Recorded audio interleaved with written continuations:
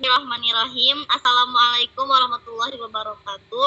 Perkenalkan, nama saya Firda Nur Fadilah. Kembali lagi bersama saya di blog saya Firda 789 blogspot.com. Di sini saya akan menjelaskan tentang jawaban soal 11 sampai 15. Nomor 11, perhatikan gambar berikut. Gambar di atas menunjukkan kebutuhan perilaku masyarakat terhadap norma A. Kebiasaan dalam masyarakat, kesopanan, B. Kesopanan yang ditinggi oleh masyarakat, C. Kesusilaan yang diyakini masyarakat, D. Agama yang dianut oleh anggota masyarakat, E. Hukum yang berlaku dalam masyarakat. Saya memilih di sini jawabannya D, yaitu agama yang dianut oleh anggota masyarakat. Nomor 12. Dalam masyarakat modern dan heterogen, hubungan sosialnya bersifat longgar dan hubungan didasarkan pada kebutuhan semata. Menurut Emile Durkheim, solidaritas yang ditemukan pada masyarakat tersebut adalah organis. Dampak dari adanya hubungan sosial seperti ilustrasi tersebut adalah A. Munculnya pertentangan di antara anggota masyarakat karena di antara anggota masyarakat tidak saling bergantung. B. Terbentuknya keteraturan sosial karena terbentuk ikatan di antara anggota masyarakat sehingga mudah mengembangkan sikap toleransi dan saling menghargai. C. Timbulnya solidaritas yang berlebihan karena menganggap masyarakatnya lebih unggul dibanding masyarakat lain, dan hal tersebut dapat mengganggu stabilitas sosial di masyarakat. D. Fungsi nilai dan norma terjaga dengan penerapan hukum formal sebagai landasan pengendalian sosial dan untuk menjaga solidaritas di antara para anggota masyarakat. E. Terbentuknya solidaritas yang rendah sehingga dalam masyarakat berkembang sikap individualisme.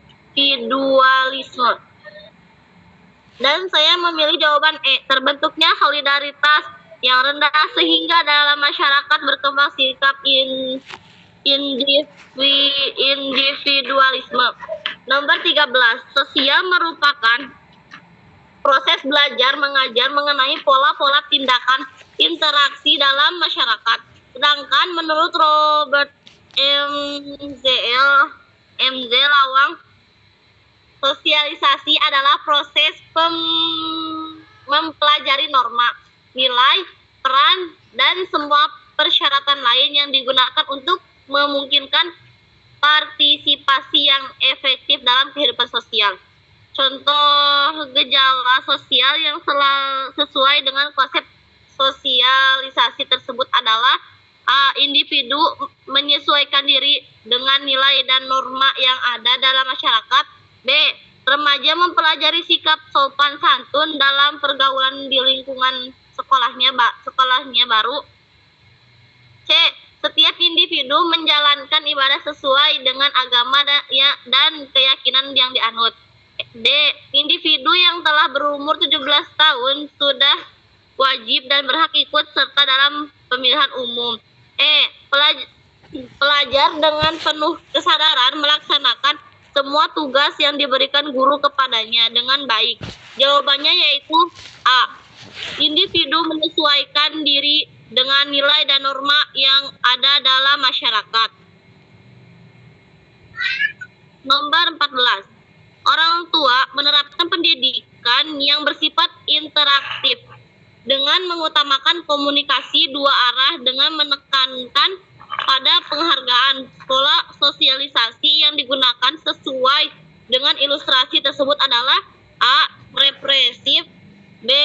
Tersier, C. Primer, D. Sekunder, dan E. Partisipatoris. Dan yang saya pilih adalah partisipatoris, E. Nomor 15. Perhatikan contoh berikut.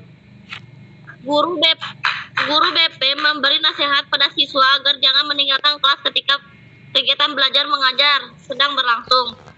Polisi menghimbau pada para pelajar agar jangan terlibat tawuran pelajar.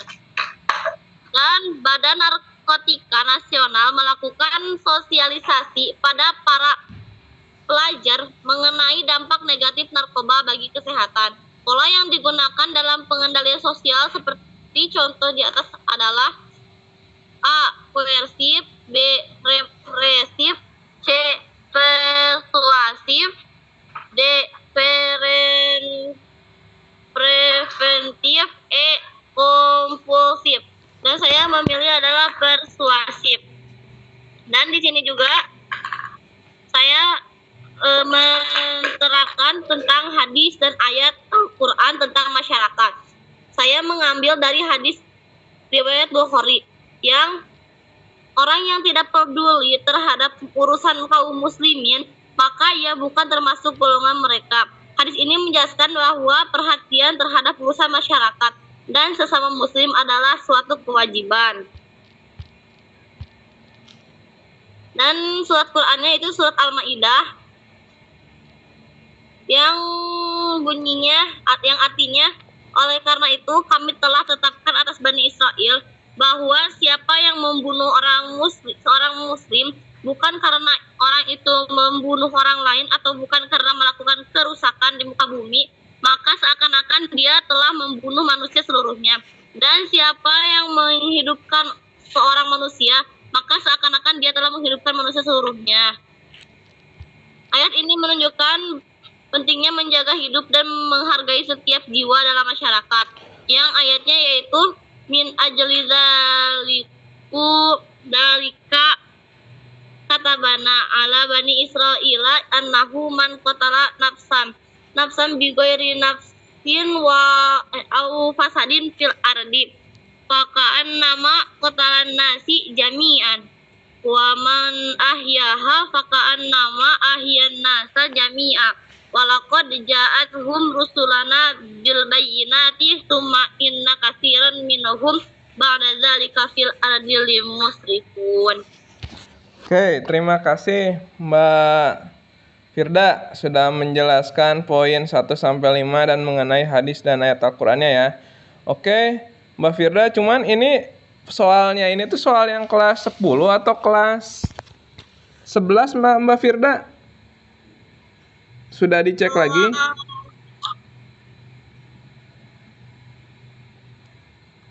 Takutnya kebalik ngerjain yang kelas 10.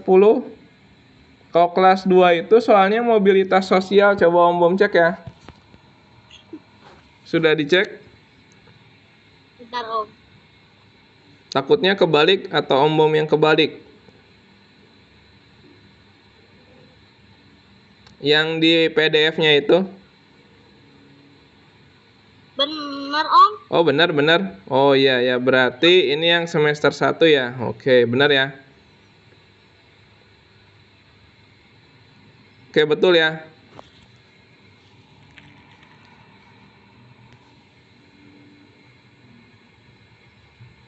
Betul PDF-nya?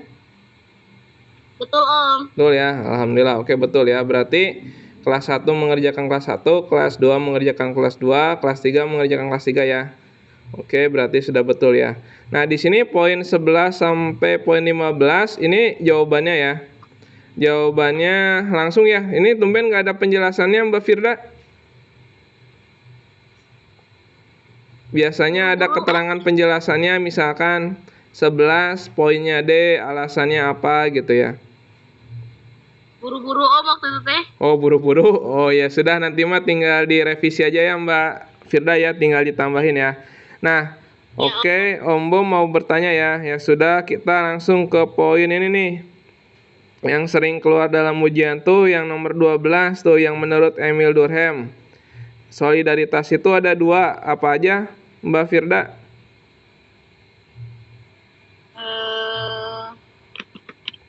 Solidaritas di dalam masyarakat itu ada 2, ada mekanik sama organik kan. Kalau perbedaannya apa Mbak Firda sudah baca?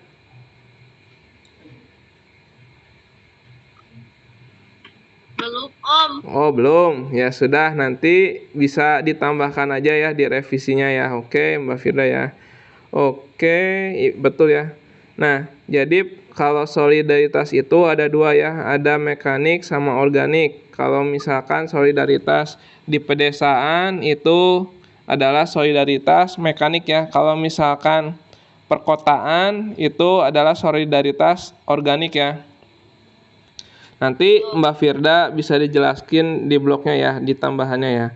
Oke, poinnya sudah betul semua. Nah, di sini nih, Om Bom ingin bertanya nih, yang terakhir nih. Pengendaliannya itu masuknya ke persuasif ya.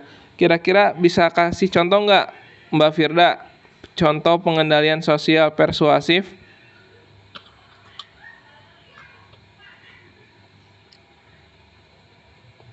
Contoh dari pengendalian sosial persuasif.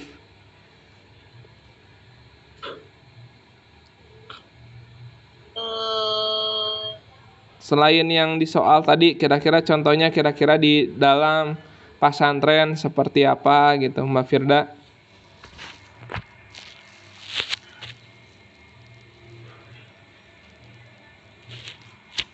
Yang persuasif, Om. Ya, betul. Kayak gini lagi mungkin Om, kayak cara buat membujuk atau memandu seseorang agar patuh dalam peraturan. Oke. Mengajak ya, menghimbau gitu ya, Mbak Firda ya. Membujuk gitu ya agar patuh dalam peraturan, misalkan seperti apa? Kalau di sana di Jabal. Seperti kayak dinasehatin lagi Om buat lebih baik atau mengajak untuk kayak tahajud gitu Om. Nah, itu tuh contohnya tuh misalkan mengajak sholat tahajud gitu kan, menasehati gitu kan, mengajak gitu kan, supaya tadi kan mematuhi aturan pesantren, selain itu kan mendapatkan pahala ya. Nah, itu ya. Oke, sip. Di sini ya. Poin 11 sampai 15 sudah ya. Ini hadis dan Al-Qur'annya juga udah. Oke, cukup. Ada pertanyaan kira-kira Mbak Firda? Sebelum kita tutup? Ini teh Om, berarti mau nanya kalau maksudnya partisipatoris teh apa Om? Oke, partisipatoris ya, itu tuh pertanyaan yang tadi ya, yang nomor 14 ya. Nah, orang tua menerapkan pendidikan bersifat interaktif, mengutamakan komunikasi dua arah. Jadi kan ada dua nih pola sosialisasi itu, ada partisipatif atau nama lainnya itu partisipatoris, ada juga represif. Kalau misalkan partisipatif itu melalui proses pencegahan, Mbak Firda. Nah, pencegahannya itu kalau misalkan dalam kalimat sosiologi istilahnya itu partisipatoris. Itu tuh nama tokohnya adalah bisa nama tokohnya contohnya itu Emil Durkheim gitu kan. Misalkan mengenai solidaritas gitu kan, mekanik sama organik. Kalau pola sosialisasinya misalkan contohnya dari George Herbert Mead gitu kan, ada 4 tingkatan. Nah, itu ya bisa dikatakan partisipatoris itu pencegahan, kalau represif itu melalui tindakan. Kalau partisipatoris melalui pencegahan itu misalkan tadi proses, misalkan dinasehati, diingatkan. Kalau represif itu misalkan kalau dia nakal misalkan dia langsung ke arah tindakan, misalkan tidak diberikan uang jajan, misalkan itu melalui represifnya gitu. Seperti itu. Mbak Firda ada lagi? Cukup? Ya Om. Cukup Mbak Firda? Ada lagi penjelasannya? Ada Om, ini yang mau ditanyain teh. Ya, boleh. Kayak kompulsif Om. Kompulsif ya, yang mana? Yang di nomor berapa? Nomor 15 Om. Coba. Kompulsif. Nah, di sini kan kita lihat ini masuk ke dalam itu kan, masuk ke dalam bab mengenai sosialisasi kan. Kalau misalkan sosialisasi itu tokohnya itu bernama George Herbert Mead ya. masuknya juga ke proses pengendalian sosial ya. Nah, kalau perilaku kompulsif itu adalah dorongan yang ke arah negatif, misalkan itu dalam bentuk pikirannya, dalam bentuk tindakannya gitu kan. Nah, jadi bisa dikatakan kita harus tidak mempunyai perilaku kompulsif. Bisa dikatakan itu perilaku yang negatif, bisa dikatakannya juga misalkan cemas gitu melihat misalkan cemas melihat misalkan nilai teman itu lebih bagus daripada kita gitu, bisa dikatakan iri. Nah, itu salah satu sifat dari kompulsif itu ya. Bagus pertanyaannya Mbak Firda. Oke, ada lagi? Sebelum kita tutup, cukup? Om boleh satu lagi nggak Om? Oh ya, boleh. Silakan. Kita sharing apa lagi Mbak Firda? Yang ini Om, yang Firda belum paham teh yang koersif Om. Nah, koersif itu pertanyaan di nomor 15 Om. Oh ya, masih di pertanyaan nomor 15. Nah, kalau koersif ini koersif sebentar. Nah, kalau misalkan koersif itu dengan pola pengendalian sosial dengan ancaman Mbak Firda, mengancam gitu. Misalkan tadi kalau misalkan kita di jalan raya menggunakan sepeda motor tetapi misalkan tidak menggunakan helm gitu kan ya. Nah, polisi itu bisa menindaklanjuti dengan cara mengambil STNK kita atau menilang. Nah, itu merupakan proses ancaman gitu Mbak Firda, atau hukuman gitu, menghukum.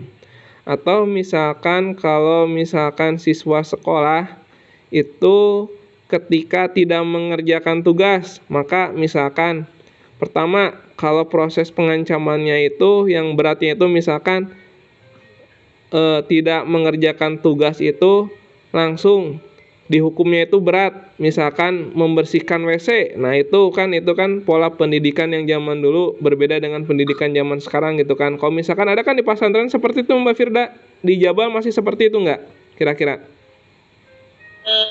Kayak hukuman kayak gitu ada Om. Nah, ya itu ya, misalkan seharusnya menghafalkan juz Al-Quran ini memenuhi target gitu kan, maka kalau misalkan tidak memenuhi dinasehati, dan jika tidak nurut misalkan dilakukan tindakan misalkan melakukan push up gitu kan, seperti itu ya Mbak Firda ya, bisa seperti itu. Jadi ibaratnya itu koersif itu berupa hukuman atau ancaman gitu, seperti itu. Kalau zaman dulu Om Bom ingat ya, kalau zaman dulu Om Bom sekolah tuh di SMA 3 ya, kalau misalkan tidak mengerjakan PR gitu kan, datang terlambat sekolah itu langsung disuruh membersihkan WC gitu kan, atau juga dijemur gitu kan. Itu merupakan salah satu sikap tindakan koersif ya. Oke, cukup Mbak Firda? Cukup Om. Ada lagi? Oke, cukup ya. Nanti tinggal direvisi aja ya Mbak Firda ya. Misalkan ada poin tadi nih, tambahan mengenai koersif. Nah, nanti bisa ditambahin Mbak Firda di blognya ya. Yang baru aja buat, misalkan koersif artinya apa gitu kan. Represif artinya apa gitu kan. Oke ya, seperti itu ya Mbak Firda ya.